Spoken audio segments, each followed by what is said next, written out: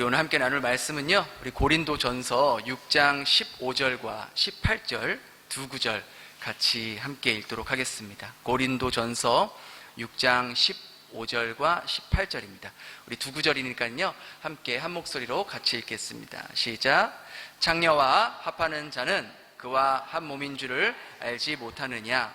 일렀을 둘이 한 육체가 된다 하셨나니 음행을 피하라. 사람이 범하는 죄마다 몸 밖에 있거니와 음행하는 자는 자기 몸에 죄를 범하느니라. 아멘. 오늘 예배 후에 우리 구역장님들 모임이 있으니까는요, 우리 구역장님들은 함께 잠시 모여주시면 감사하겠습니다. 오늘은 죽음에 이르는 7가지 죄의 이제 7번째, 바로 이 정욕에 대해서 우리가 함께 살펴보려고 합니다. 우리 한국과 같은 이런 동양 문화에서 또 성에 관련된 이야기를 공개적으로 하는 것이 마치 열면 안 되는 그 판도라의 상자를 여는 것처럼, 또 이런 주제를 교회에서 이야기하는 것 역시 굉장히 금기시 여기는 그런 분위기로 가득 차 있는 것이 또 사실입니다. 우리 자녀들도요, 우리 부모에게 어떤 성에 대한 그런 질문을 하거나 이야기를 하면 대부분 여러분은 뭐라고 대답하시나요? 어렸을 때 지금 다 큰 애들, 중학생 이상 애들은 물어보지도 않아요. 조그만 애들이 막 다니엘이나 별이나 조그만 애들이 물어본다고. 그럼 어떻게 대답하세요? 너 아직 몰라도 돼. 나중에 크게 되면 다 알게 돼. 하면서 그 문제를 회피하려고 하지만 그러면 그럴수록 우리 자녀들은 오히려 더 알고 싶어하고, 또 그게 점점점 알려는 방법 역시 건강하지 못한 방법으로 자신의 호기심을 채워가려는 경향들이 많이 있다는 것이죠. 그리고 더 이상 부모에게 물어보지 않고 자기 친구들끼리 공유하면서 또 성에 대해 알아가는 것이죠. 그러니까 문제는 그런 방법들이 잘못된 방법이라는 것을 우리 아이들이 모르잖아요. 필터링이 안 되니까. 그러니까 무분별하게 받아들이다 보니까 자녀들 마음에 또 머릿속에 그 잘못된 정보들이 오랫동안 각인되는 경우들이 많이 있다는 것이죠. 요즘은요, 부모에게 물어볼 필요도 없고 친구에게 물어볼 필요도 없어요. 유튜브에 성에 관련된 것만 검색해도 얼마나 많은 영상들이 차고 넘치잖아요. 그 안에는 그리스도인의 관점이 아닌, 성경적 관점이 아닌 정말 철저하게 세상적이고 세속적인 생각으로 가득 찬 사람들이 만든 영상들이 막 허다하고, 그게 유출이 되고 알고리즘으로 튀어나오고 그대로 자녀들에게 필터 없이 물들어지게 되는 것이죠. 우리가 가장 대표적인 예로 흔히 말하는 게 혼전순결에 대한 것. 세상 사람들은 다 하라 그래요. 오히려 못하는 사람이 루저인 것처럼 여겨지는 세상이 바로 이 세대예요. 그러니까 이러한 풍토 속의 세상 속에서 부모인 저와 여러분들이 얼마나 자녀들에게 그러한 잘못된 관점에 대해서 이야기를 나눌 수 있겠냐는 것이죠. 이야기를 나눈다 한들 얼마나 아이들이 부모의 말을 공감하고 부모의 말을 따라줄 수 있겠냐라는 것이죠. 그러한 것을 오히려 스스로 찾는 나이라면 이미 제가 봤을 때는 부모와 대화를 그러한 주제로 잘 하지 않고 넘어가는 경우들이 사실 대부분이죠. 우리 어른들은 다릅니까? 별반 다르지 않아요. 매일매일 우리 보는 쏟아지는 뉴스들 보세요. 사건, 사고들 보세요. 방송사에서 정말 이 시청자들에게 자극적이고 또 성적인 사건들을 쏟아내면서 사람들의 주목이나 시선을 끌고 있는 거거든요. 여러분, 뉴스 중에서도요, 사람들이 많이 클릭하고 조회수가 높은 건 대부분이 이 성범죄에 관련된 것들이 대부분이에요. 뉴스뿐인가요? 인기 많은 드라마, 시청률 높은 드라마 치고 불륜이라는 주제가 빠진 드라마가 거의 없어요. 이제는 불륜, 외도를 너무나 당연시하고 그것이 마치 유행처럼 만들어가고 있는 것이죠. 당연히 가정이 있어도 남사친, 여사친 있는 거, 그거 아무것도 아닌 걸로 그렇게 여겨지는 시대죠. 또 이런 정욕의 모습, 이런 모습은 또 우리 사회 자본주의와 결탁해서 기업들이 앞다투어서 가수면 가수, 노래면 노래, 영화면 영화, 광고면 광고, 이런 문화적 콘텐츠 안에 깊숙이 파고들어서 과도하게 성을 상품화하는 그런 모습들이 너무나도 오래전부터 그것이 토착해와 가고 있다는 것을 어렵지 않게 볼 수 있어요. 이런 사회 속에서 저와 여러분과 같은 그리스도인은 이런 사회를 어떻게 바라봐야 하고 또 어떻게 해석해야 하고, 그러면 어떻게 우리가 이러한 모습 속에서 그것들을 이해하고 또 행동하고 성경적으로 우리가 반응할 수 있을까? 어떻게 하면 아름다운 하나님의 자녀의 모습으로 살아갈 수 있을까? 그걸 한번 생각해 보려고 합니다. 먼저 사람에게는 우리가 3대 욕구가 있다고 하잖아요. 식욕과 수면욕과 그리고 바로 성욕이 기본 3대 욕구입니다. 그러면 성욕이 사람의 기본 욕구라면 성욕이 죄일까요? 죄가 아니죠. 성욕이 죄라면 식욕도 죄고 수면욕도 죄가 되겠죠. 정상적인 사람이라면 이 성적인 욕구를 가지고 있는 것이 지극히 자연스러운 현상이에요. 왜냐? 바로 성이라는 것을 하나님께서 만들어 주셨고 또 그 성을 통해서 하나님이 주신 기쁨을 누리라고 우리들에게 선물로 주신 거예요. 하나님께서 사람을 만드실 때 남자와 여자로 만드셨고 이 둘은 성적으로 다른 존재이지만 하나로 연합할 수 있도록 만든 것이 하나님이세요. 그래서 남녀가 성욕을 느끼는 것은 배가 고플 때 식욕을 느끼는 것과 자연스러운 욕구인 것이죠. 근데 이 중요한 것은 이 성욕은 반드시 결혼이라는 두 사람의 약속 안에서만 이것이 해결될 수 있어야 한다는 것이죠. 이것이 하나님께서 우리 사람들에게 성을 통해서 기쁨과 만족을 주시는 이유라는 거예요. 그런데 하나님의 말씀대로 살기를 거부한 인간들이 하나님께서 만드신 그 제도 안에서, 즉 부부관계 안에서 성을 누리고 즐기려 하지 않고 더 자극적이고 더 쾌락적이고 더 스릴 있는 그런 관계를 갖기 위해서 나의 배우자가 아닌 다른 상대와의 관계를 맺으려고 하는 것이 문제이고, 그것을 바로 정욕이라고 말하는 것이죠. 통제되지 않는 과도한 성적 욕망, 그것을 우리가 정욕이라고 말할 수 있는 겁니다. 부부관계 안에서 이루어져야 할 성적 관계는 단순히 육체적인 관계가 아니라 마음이 하나가 되고 정서적으로 하나가 되고 영혼이 연합되는 특징이 있는데, 부부관계 밖에서 이루어지는 성적 관계는 단순히 육체적인 쾌락만을 위함일 뿐이라는 것이죠. 정욕이라는 것은 마치 마시면 마실수록 더 갈증이 나는 것처럼 끊임없이 자신의 정욕을 채우려고 하지만 그게 채워지지가 않아요.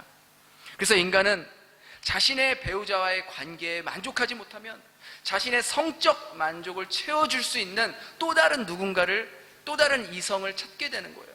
그것도 자신의 정욕을 채우지 못하면 더 자극적이고 더 쾌락적인 성관계를 갖다가 이성의 관계로는 채워지지 않으니까 이제 아예 동성의 관계까지 나아가는 것이죠. 그것이 로마서에서 나오지 않습니까? 우리 로마서 1장 24절, 26절, 27절 이렇게 같이 읽겠습니다. 시작. 그러므로 하나님께서 그들을 마음의 정욕대로 더러움에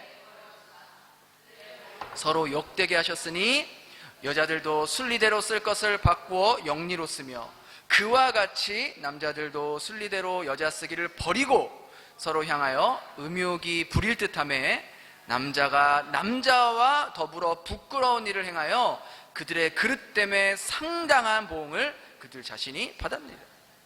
정욕은 굉장히 무서운 죄예요. 하나님께서도요, 지금 뭐라고 하세요? 지금 이 본문을 보면 그 문맥상 그 정욕대로 어떻게 하셨대요?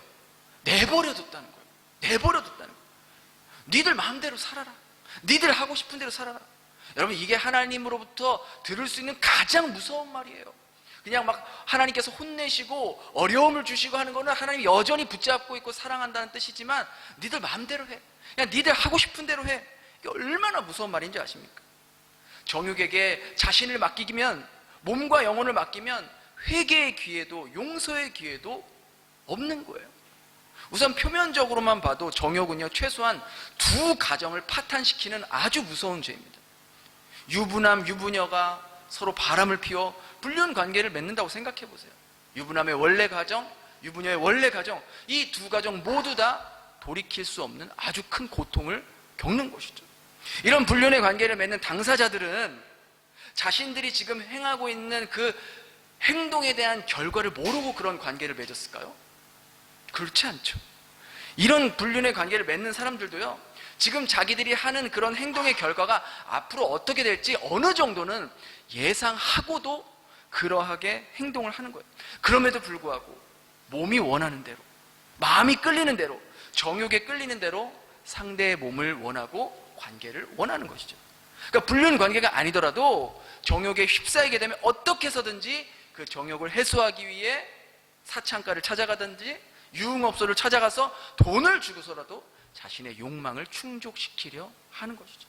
성경은요, 이 정욕이 단순히 육체적인 죄를 넘어서 우리의 영혼을 파멸시키는 중대한 죄로 발전한다고 말하고 있어요.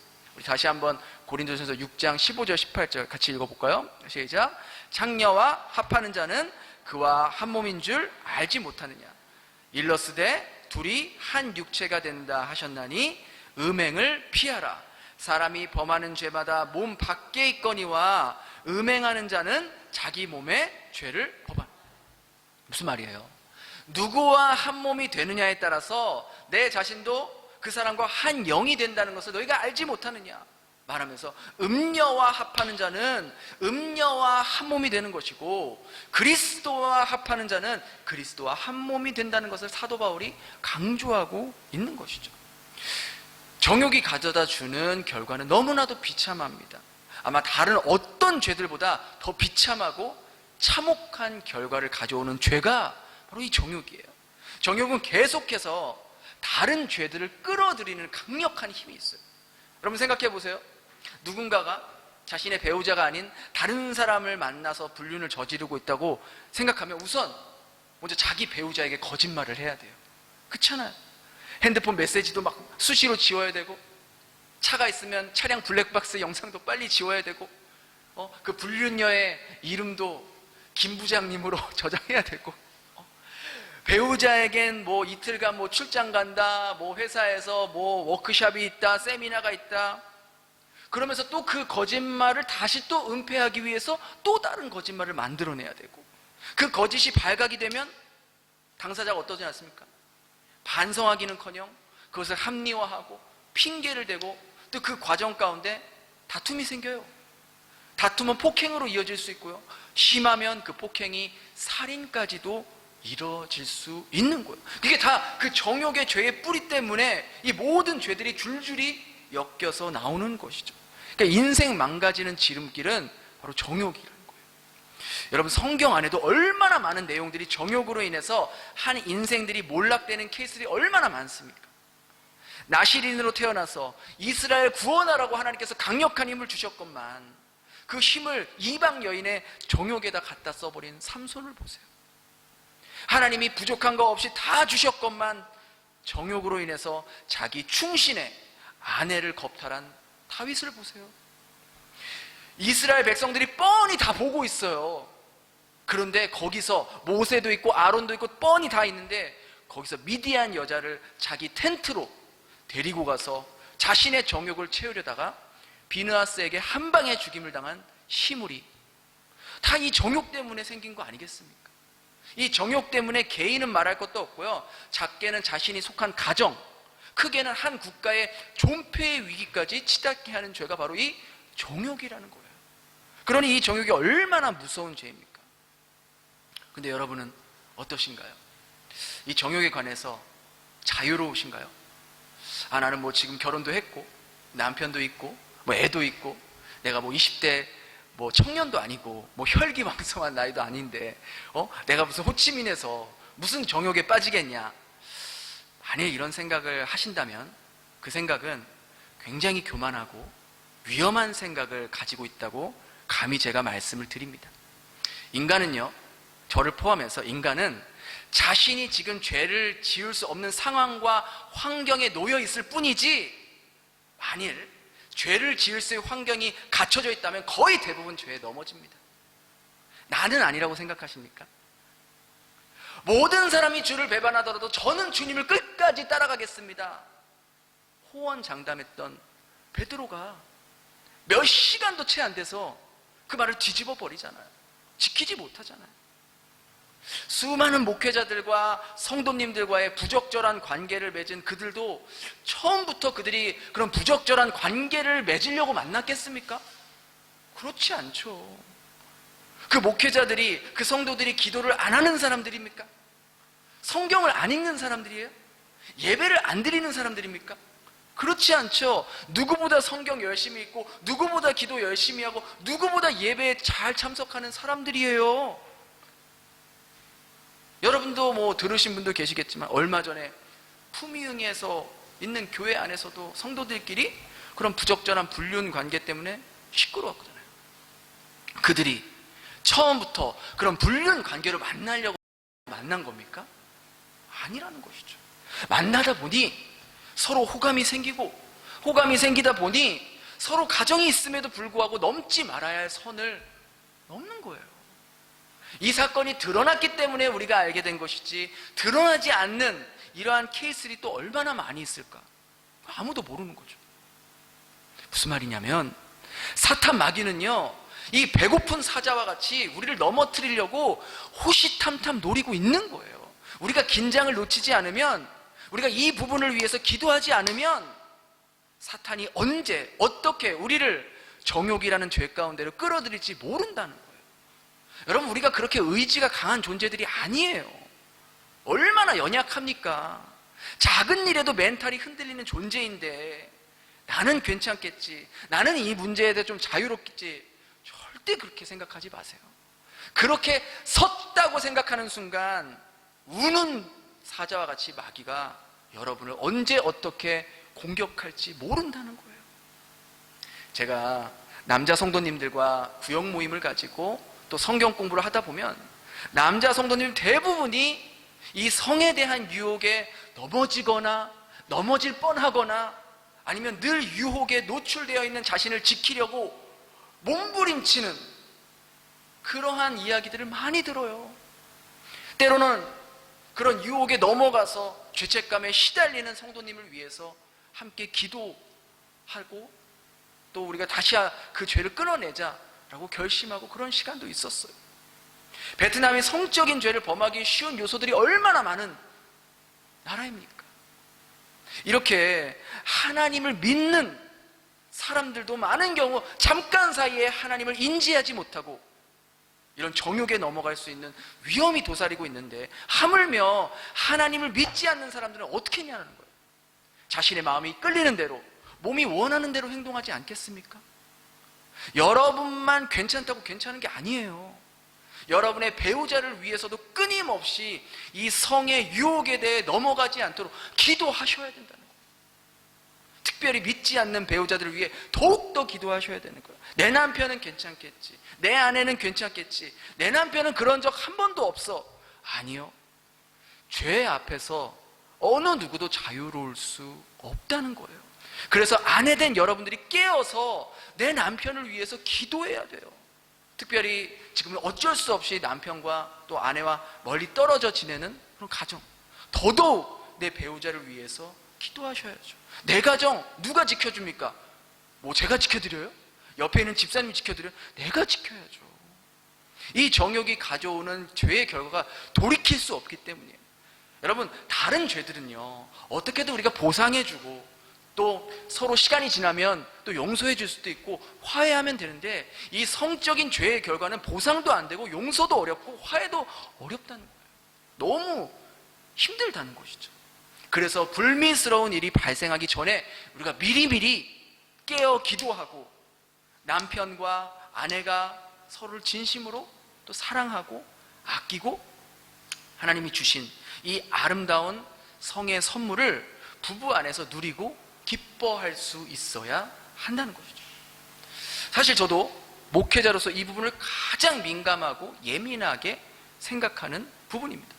여러분, 사탄이 얼마나 호시탐탐 저를 정욕에 빠뜨리기 위해서 기회를 엿보고 있겠습니까? 사탄의 공격 대상 1호는요, 언제나 목회자예요. 목회자가 무너지면 교회가 무너질 확률이 높잖아요. 교회의 목회자가 불륜을 저질렀대, 성도와 썸을 탔대, 이런 소문이나 나거나 이야기가 돈다고 생각해 보세요. 그 교회가 어떻게 되겠습니까? 풍비박산 나는 거죠. 그런 교회에 가시고 싶으겠어요? 안 가고 싶죠. 그러니 악한 마귀는 어떻게 해서든지 목회자가 성적인 유혹에 걸려서 죄를 짓도록 만들려고 얼마나 호시탐탐 노리겠냐는 거예요. 저 역시도 저라는 존재가 얼마나 연약한 존재인지 누구보다 제가 더 잘 알아요. 그래서 계속해서 이러한 성적인 유혹으로부터 지켜달라고 기도하는 거예요. 기도를 해도 많은 경우 생각이나 마음으로 죄를 범할 때가 있는데, 음란한 생각들이 들 때가 있는데, 기도하지 않으면 저라는 존재는 뭐 말할 것도 없어요. 말할 것도 없이 100% 넘어져요. 하나님의 마음에 합해는 다윗도 넘어졌고, 하나님께 지혜를 선물로 받았던 솔로몬도 정욕 때문에 무너졌는데, 이름만 말하면 알만한 유명한 목사님들, 찬양 사역자들, 성적인 죄로 인해서 한순간에 사역이 무너지고 교회가 무너지고 삶이 무너졌는데, 저같이 연약한 자는 말할 것도 없죠. 말할 것도 없죠. 그래서 늘 기도하면서 하나님의 도우심을 구하는 거예요. 이것이 비단 저만의 문제이겠습니까? 바로 정욕과 불륜을 행하고도 죄의식도 없고 마치 당연한 것처럼, 오히려 그게 능력인 것처럼 생각하는 이 시대를 살아가고 있는 우리들과 우리 자녀들이 대면해야 하는 심각한 문제라는 것이죠. 그럼 이 정욕에 대해서 우리는 어떻게 극복하고 대비할 수 있을까? 우리가 함께 읽고 있는 이 책에는요, 몇 가지 실질적인 대안을 말해주고 있는데, 저는 그 중에서 딱 한 가지만 여러분들과 나누고 싶어요. 이 저자가 말하기를, 인간이 정욕이 생기는 근본적인 이유는 바로 영적인 빈곤 때문이다라고 그렇게 기술하고 있어요. 영적 빈곤.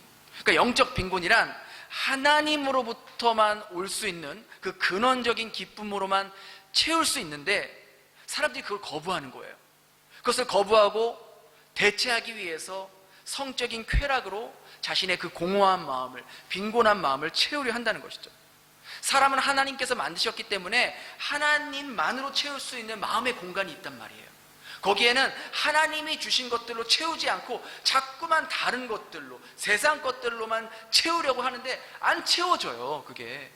그러니 늘 공허한 거죠. 허전한 거죠. 삶이 무료하게 느껴지는 거예요. 그래서 자꾸만 자극적이고 눈에 끌리고 쾌락적인 것들로만 채우려고 하는데, 그런 것들로 채우면 채울수록 마음의 갈증은 더 일어나서 더 자극적이고 더 쾌락적인 것들로 자신의 몸을 맡겨버리는 것이죠. 그래서 오늘날 많은 사람들이 물질적으로도 풍요하고 삶도 안정됐는데 정작 음란물에 더 빠져서 살고 있는 사람들이 대부분이에요. 예전에 진짜 저 어렸을 때만 해도 암암리에 음란물들이 돌았다면, 이제 아예 대놓고 음란물을 보세요, 한 달에 얼마입니다, 정액제로 해놓고 대놓고 그냥 홍보하잖아요. 그런 시대예요. 그리고 거기에 사람들이 미친 듯이 가입하고 보는 이유가 뭐겠습니까? 결국 자신의 인생에서 진정한 기쁨이 없고 만족이 없다고 느끼니까 그 허전함을 달래고 그 마음을 채우기 위해서 그런 것들을 보면서 정욕을 추구하는 것이죠. 하나님 안에서 진정한 만족과 기쁨을 누리지 못한다면 우리는 자꾸만 그 빈 공간을 육신의 정욕으로, 안목의 정욕으로 채우는 경향이 있다는 겁니다. 이것은 하나님을 믿는 우리들에게 동일하게 적용되는 부분이에요. 생각해 보세요. 나와 배우자의 관계가 영적으로나 정서적으로나 육체적으로 가까우면 가까울수록 나와 배우자의 사이에 다른 사람이 끼어들 수가 없어요. 그렇잖아요. 나와 배우자가 딱 붙어 있는데 어떻게 이 사이에 다른 사람이 보이고 끼어들 수가 있겠냐는 것이죠. 그러나 나와 배우자의 관계가 정서적으로나 영적으로나 육체적으로나 멀어지면 멀어질수록, 벌어지면 벌어질수록 이 틈 사이에 수많은 사람들이 보이는 거예요. 이와 같이 나와 하나님과의 사이가 가까우면 가까울수록 그 틈 사이로 죄가 못 들어오는 거예요. 그러나 나와 하나님과의 사이가 멀어지면 멀어질수록 그 멀어진 틈만큼 죄가 얼마나 많이 들어오겠습니까? 우리가 우리의 삶을 하나님으로, 하나님의 말씀으로 하나님을 생각함으로 채워나간다면 이 정욕이라는 죄는 우리 안에 발붙일 자리를 뻗지 못할 것입니다. 우리가 그렇게 늘 연약한 존재임을 인식하면서 나와 또 내 배우자를 위해서 이 성적인 죄를 짓지 않도록 끊임없이 성령님께 도우심을 구하면서, 동시에 인생의 참된 만족과 참된 기쁨은 이 성적으로만 다 채워지는 것이 아니라 바로 말씀 안에서 주님과 연합함으로 하나됨을 누리는 모습 안에서 진정한 참된 만족과 참된 기쁨이 있다는 것을 기억하면서 살아갈 수 있는 저와 여러분 될 수 있기를 예수님 이름으로 축원합니다. 우리 이 시간 말씀을 기억하면서 기도했으면 좋겠습니다.